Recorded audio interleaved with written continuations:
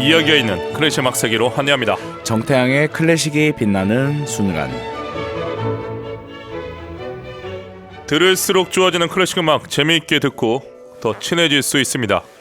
오늘도 아름다운 클래식 음악 세계로 우리를 안내해줄 피아니스트 정태양 선생님 나오셨습니다. 안녕하십니까? 네, 여러분 안녕하세요. 피아니스트 정태양입니다. 어떻게 지냈습니까? 항상 똑같이 지내가지고 별로 드릴 말씀이 없지만 최근에 아마 우리 청취자분들께서도 오셨을 것 같은데 마포 아트센터에서 바리톤 박주성 씨와 함께 공연을 했습니다. 제가 너무 가고 싶었는데 제가 공연이 겹쳤었어요. 그러니까요. 안 오셨나 하고 생각했었는데 제가 사랑하는 두 분이 나와서 너무 제가 기대하고 있었는데 어찌나 제가 정신이 없는 제 연주랑 겹친 걸 잊고 있었습니다.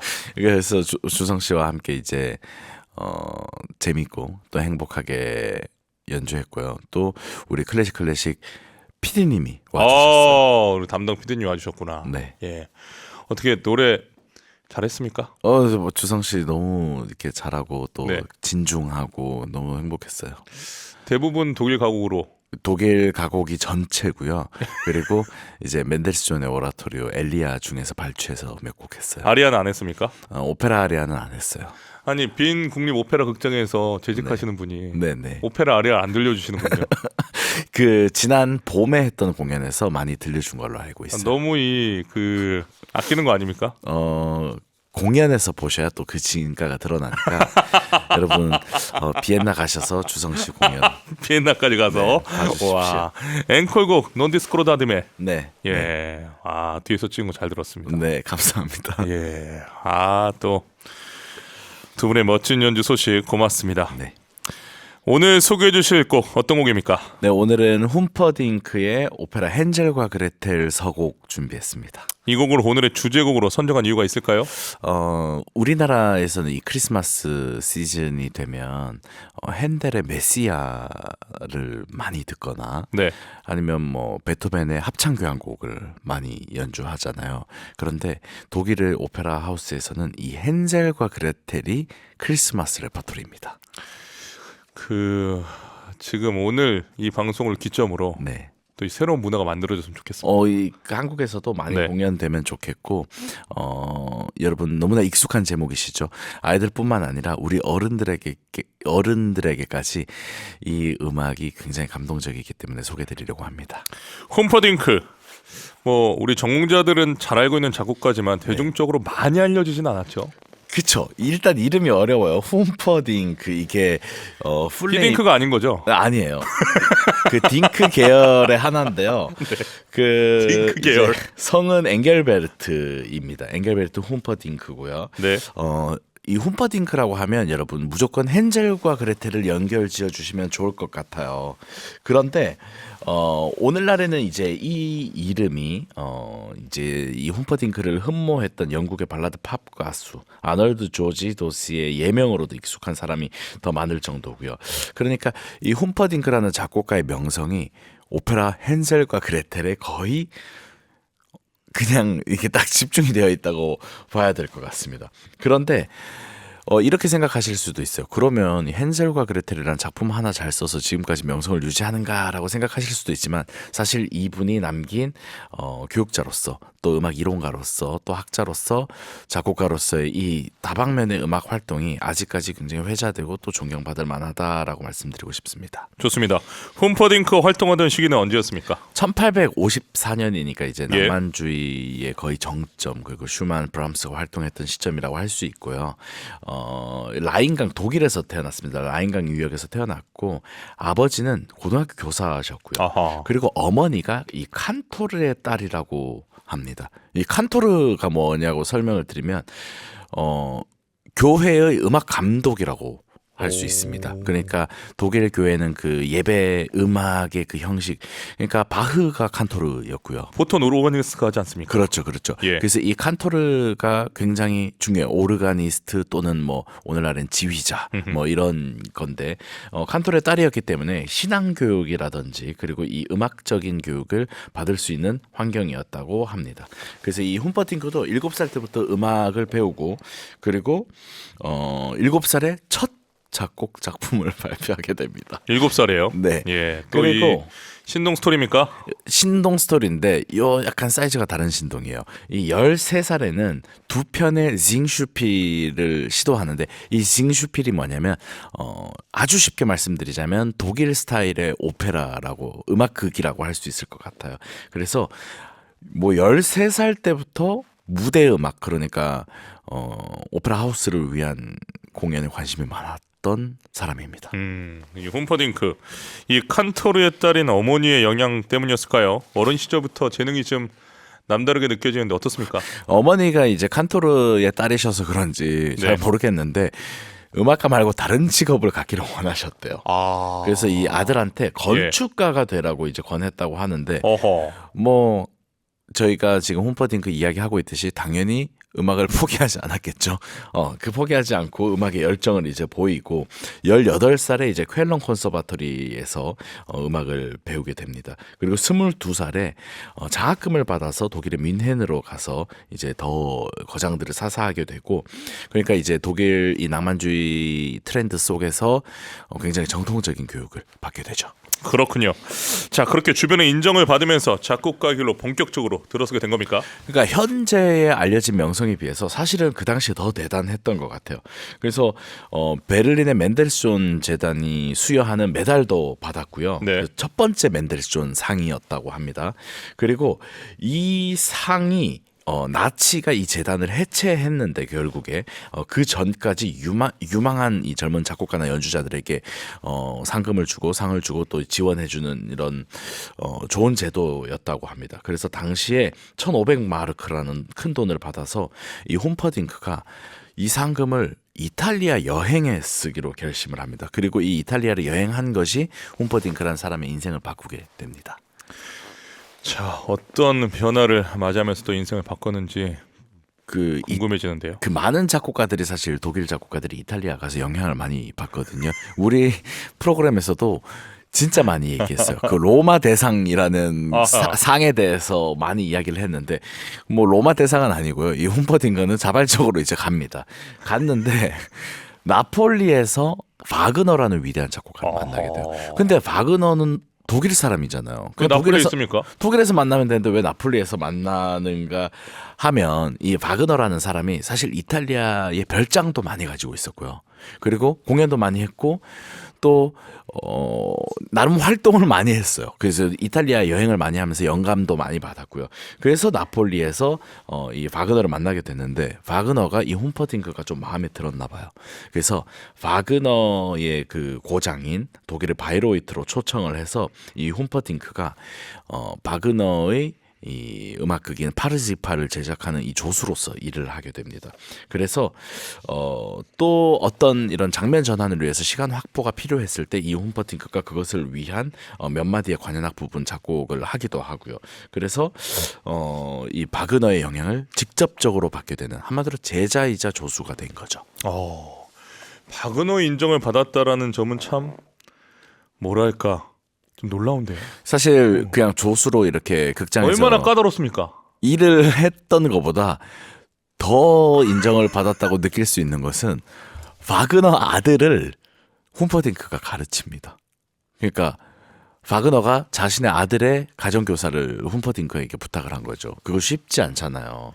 그래서 그렇게 이제 바그너와 가깝게 있으면서 이 훔퍼딩크가 13살 무렵부터 사실 이런 음악극 형식에 관심이 많았다고 했잖아요.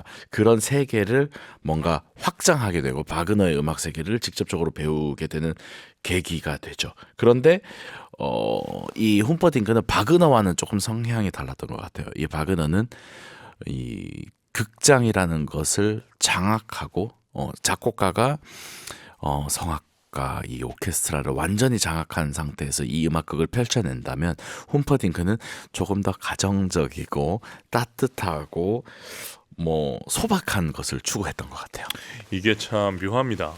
같은 성향의 사람을 좋아할 것 같지만 네, 이렇게 서로 다른 성향을 가진 사람들끼리도 그렇죠. 잘 맞아요. 그러면서 이해하고 또 싸우기도 하고 하면서요. 그러니까 나한테 없는 거를 흠모하고 그렇죠. 그러니까 박은호 입장에서는 홈퍼딩크처럼 이렇게 가정적인 게 소박하고 신기했을 거예요. 그랬을 거예요. 이 바그너는 정말 온 유럽을 다니면서 막 여행하고 오페라 만들고 이랬던 사람이니까. 홈퍼딩크는 얼마나 박은호가 놀라웠겠습니까? 아마 바그너는 만약에 바그너한테 누가 가정교사 들어와서 가르치라고 했으면 안 가르쳤을 것 같아요. 가겠어요? 안 가죠. 박은호가 태양쌤한테 와서 가르쳐라. 가요. 이거 갑니까? 당장 가요. 갑니까? 네. 왜냐면 가까이서 이 바그너 음악을 배울 수 있는 거니까 그건 진짜 좋은 기회인 것 같은데. 그게 홈퍼딩크랑 비슷한 게 태양쌤이랑 박은호랑 성향이 다르잖아요. 저는 다르죠. 그러니까 가죠. 저는 비슷하거든요. 이게 음악이라는 것 자체가 특히 네. 이렇게 극장 음악은요, 오페라처럼 뭐 수백 명이 음악을 만들어내는 것은 그러니까 너무나 다른 개성을 가진 사람들, 그런데 각 분야에 다들 굉장히 엘리트들이잖아요. 이들이 화합할 수 있다는 것이 이 음악의 신비한 점인 것 같아요. 자, 아주 흥미롭습니다. 자, 이렇게 그러면 홈퍼딩크는 음악가로서 안정된 삶과 활동을 해 나가게 되는 겁니까? 일단 이탈리아뿐만 아니라 여러 곳에서 여행도 했고요. 그리고 바르셀로나 리세우 음악원, 지금도 있는 학교거든요. 네. 이곳에서 2년 동안 가르치기도 했습니다. 어허. 그리고 프랑크푸르트에서도 가르치기도 했었고요. 그리고 이렇게 되기 때문에 생각보다 안정적인 삶을 이룰 수 있었다고 할 수 있을 것 같고요. 그런데 중요한 것은 그 작곡가라면 이런, 예를 들어서 뭐 대학 교수로서의 삶 이런 것도 중요하지만 한 명의 그 창작자로서의 위대한 작품이 하나 나와줘야 되잖아요. 시그니처가 있어야죠. 시그니처가 물론 안 그러고도 위대한 작곡가, 그러니까 잔잔하게 굉장히 뭐 작품 활동을 하실 수도 있겠지만 사실 하나가 있어야 되는데 그게 사실은 안 나온 상태였습니다. 아하. 그게 안정적인 삶이긴 하나 그런 작품이 없었던 상태인데, 이제 여동생이 이 홈퍼딩크에게 쓴 편지 한 통이 그의 인생과 명성을 완전히 뒤바꾸게 됩니다. 아주 오늘 스토리가 하나하나 빌드업이 기가 막힙니다. 자, 어떤 편지였을까요? 편지 내용이 궁금합니다. 이 동생은 또 시인이자 시인이자 이제 작가로서 활동을 하던 여동생이었는데, 예. 편지를 한 통 쓰는 내용이 바로 이렇습니다. 헨젤과 그레텔이라는 동화를 바탕으로 희곡을 하나 썼다. 그런데 그 중에 5개의 구절을 노래로 좀 만들어 줄 수 있어요?라고 오, 이제 먼저 오퍼를 했네요. 오빠한테 이야기를 했죠. 네. 그러니까 사실 우리가 오페라라, 그러니까 음악극이라고 하면 어떤 가사에다가 음악을 붙인다면, 사실 가곡 같은 경우에는 시에다가 보통 이제 음악을 붙이니까 굉장히 내면의 이야기, 소박한 이야기 있지만, 오페라 하우스에서 진짜 뭐 2, 3천 명을 대상으로 공연하는 것은 뭐 이집트 신화, 성경, 어느 왕의 이야기, 또는 뭐 당대 최고의 문학 셰익스피어, 뭐 또는 뭐 여러 가지가 있을 수 있을 것 같아요. 그런데 헨젤과 그레텔이라는 소박한 주제, 많은 사람들이 알고 있는 이 동화를 주제로 음악을 쓸 때는 그냥 인형극에 쓰이는 한 5곡을 집안에서 이제 하기 위해서 시작한 음악입니다. 그냥 집안에서 헨젤과 그레텔 주제로 인형곡 하는 이 배경음악으로 쓰려고 했던 건데, 이 남매가 고치고 그리고 장면과 장면이 이어질 때 이야기를 보태고 뭐 빼고 하면서 점점 이게 커져요. 그러니까 5개짜리의 곡이 이제 16개의 막 덩어리로 이루어진 이 징슈필 음악극으로 커졌고요. 그리고 그냥 이 음악극이 오케스트라까지 합쳐져 가지고 한편의 완전한 오페라가 되어버립니다. 어허. 그래서 이 과정에서 이 헨젤과 그레텔을 이제 그림 형제가 썼잖아요. 그래서 이 바탕으로 조금 더 대사를 덧붙이고, 그래서 뭐 따뜻함을 더해서, 그리고 그 당시 독일에서의 어떤 민요적인 선율, 그리고 종교적인 기도의 선율, 이런 것들을 합쳐가지고, 거기다가 이 홈퍼딩크는 바그너의 조수이자 제자잖아요. 그러니까 이 바그너의 거대한 어떤 음악극의 아이디어를 통합해서 어마어마한 작품을 만들어내게 됩니다. 그렇군요. 이 하계회는 학교에서 하는 건데, 네. 이 집에서 하는 거는 뭐라고 해야 됩니까? 꽁냥꽁냥 아닙니까? 그렇죠. 예. 그냥 가정 발표 뭐 이런 건데, 가정음악회죠. 가정음악계. 예, 예. 그렇게 작은 출발이 이렇게 어마어마한 큰 물기를 만들어낸 겁니까? 그래서 이게 이 작품을 쓰다 보니까 이 훔퍼딩크가 몰입을 굉장히 한 것 같아요. 예. 그래서 이게 어쩌면 이 훔퍼딩크라는 사람의 어떤 음악적인 자화상이 되어가는 것 같아요. 그래서 헨젤과 그레텔을 하면 일단 굉장히 배고픈 상태의 어린이들이 등장하고 그리고 가정의 불화가 있고 그러면서도 이 아이들이 결국에 사랑받고 또 이 동화라는 것이 사실 따뜻하기도 하지만 그 이면에 잔혹성도 담고 있잖아요. 이 모든 것이 이 헨젤과 그레텔이라는 오페라 한 작품에 막 들어가게 되는 거죠. 아, 여동생 베테의 역할이 어마어마했네요. 여동생이 큰 역할을 한 것 같아요. 우리가 여동생을 아껴야 합니다. 그런가 봐요. 자, 예리하게 헨젤과 그레텔은 많은 작가들이 변주해서 여러 버전이 존재하는 작품인데요. 네. 자, 오페라 헨젤과 그레텔 이야기를 본격적으로 해보겠습니다.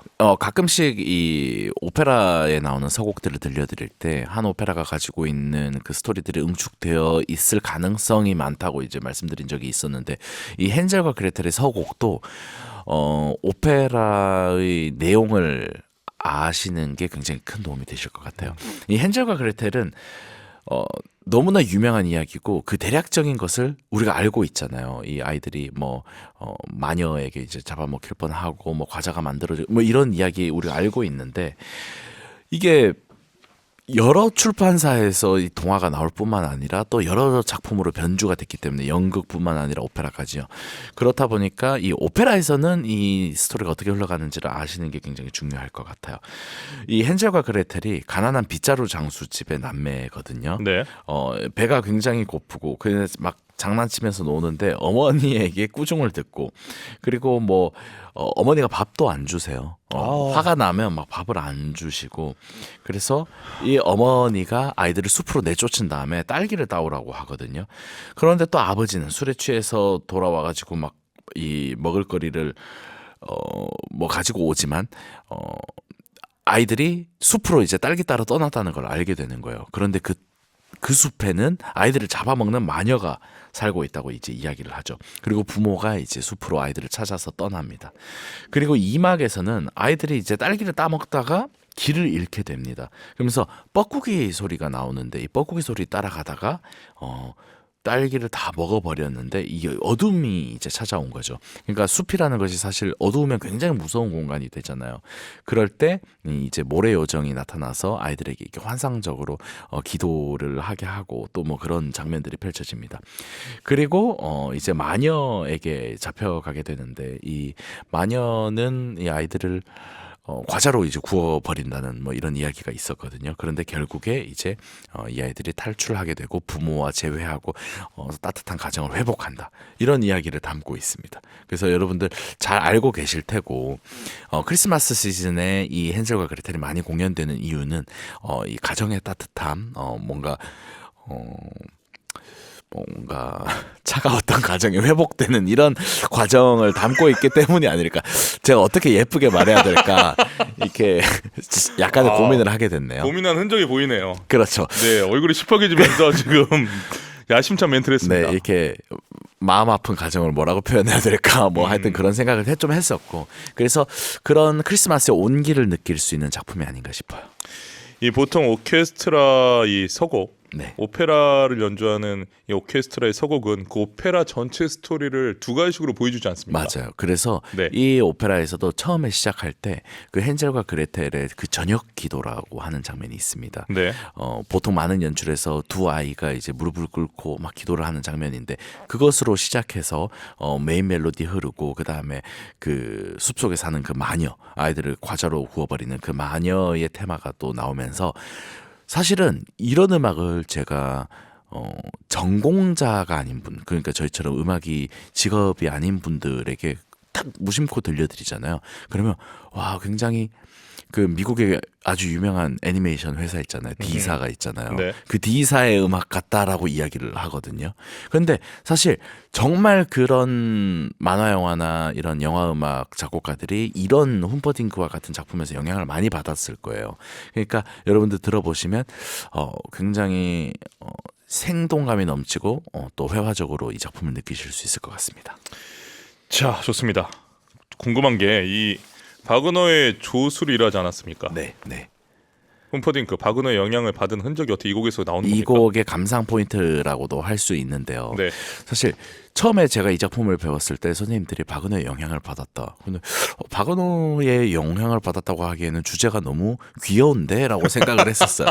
근데 주제가 아니라 이 관현악이 너무너무 복잡하게 얽혀 있어요. 어허. 그래서 저 같은 사람들은 사실 음악을 연주할 때 오케스트라가 연주하는 곡들을 피아노로 연주하는 경우가 되게 많습니다. 무대에서도 그렇고요. 근데 정말 배울 때 너무 어려웠던 기억이 있습니다. 그래서 이 바그너의 영향을 여러분들도 느끼실 수 있으실 거고 하지만 그 속에서 또 따뜻함을 크리스마스를 기다려 보시기를 부탁드립니다. 자, 감상해 보겠습니다.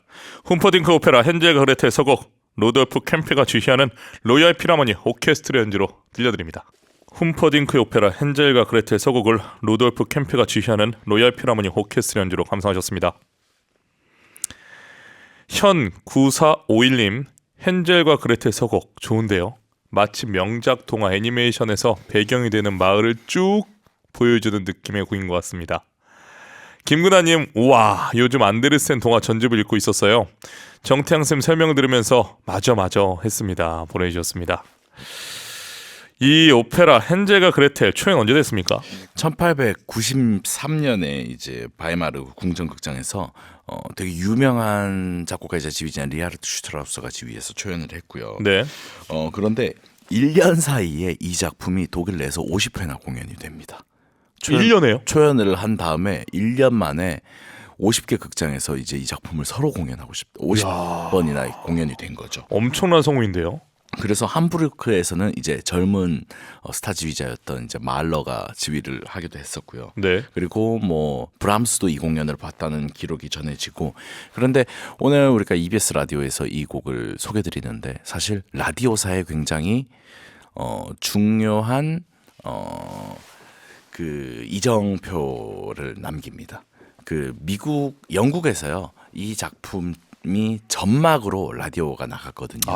근데 라디오에서 이제 틀어드린 오페라 전막으로서 최초였다고 합니다. 그리고 미국의 메트로폴리탄 오페라 하우스도 자신들의 오페라를 라디오로 내보내기로 결정하는데 이 오페라가 처음이었다고 합니다. 그러니까 영국과 미국 라디오사에서 전막 오페라가 올려진 첫 번째 작품이 바로 이 헨젤과 그레텔이죠. 이것도 참 흥미로운 기록이네요. 흥미로운 기록이고 그러니까 새로운 매체 이 라디오로 클래식을 듣는 것에 대한 문을 연 작품이라고 할 수 있을 것 같아요. 이야, 이 오페라는 무엇보다도 또 연출이 중요하기 때문에 항상 네. 눈으로 직접 보고 그렇죠. 그렇기 때문에 무대에서 보는 극장이나 혹은 TV를 통해서 우리가 봐야 된다고 인식을 했었었는데 라디오로서의 첫 성공을 또 연 오페라라고 하니까 네. 기억에 남을 것 같습니다. 자, 훔퍼딩크의 삶의 여정 어땠습니까? 그러니까 훗날에는 조금 특이한 어떤 결정들이 있는데요. 네. 호주 시드니의 콘서바토리에서 원장직을 제안을 받습니다. 그런데 진짜 다른 대륙으로 건너가는 거고 호주는 또 다른 곳이잖아요. 네.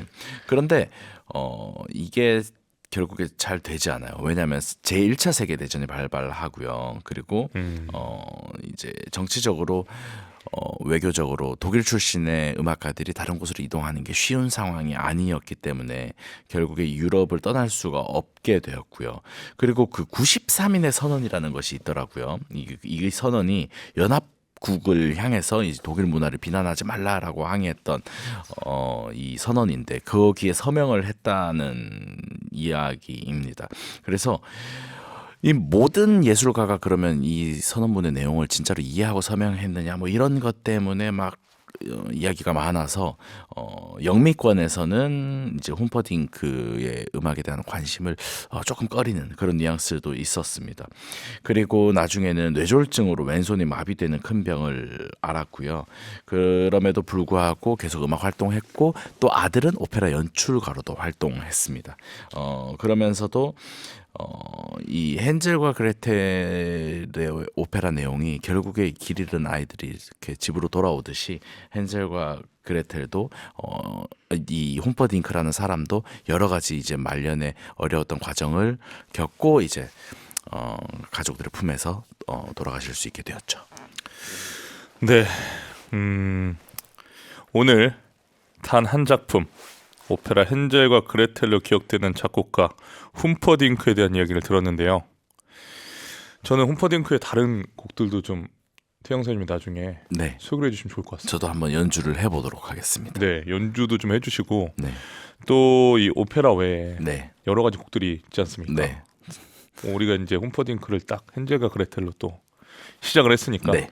생각해 주면 좋지 않을까라는 생각을 하면서 또 오늘 만날 수 있어서 아주 좋았습니다. 훔퍼딩크의 헨젤과 그레텔 여러분 기억해 주시고 아까 우리가 방송 처음에 얘기한 것처럼 이제 연말에 이 헨젤과 그레텔의 서곡이 네. 울려 퍼지는 극장이 좀 많아졌으면 좋겠습니다. 그러니까 그 아이들이 볼 수 있는 오페라도 많이 제작됐으면 좋겠어요. 좋습니다. 한 주 동안 건강하시고 네, 여러분 건강하십시오. 다음 주에 뵙겠습니다. 감사합니다. 태양 선생님 보내드리면서 바흐의 관현악 모음곡 3번 D장조 바흐작품으로 1068종 해열을 카를 민힌거가 지휘하는 슈투트가르트 체인버 오케스트라 연주로 들려드립니다.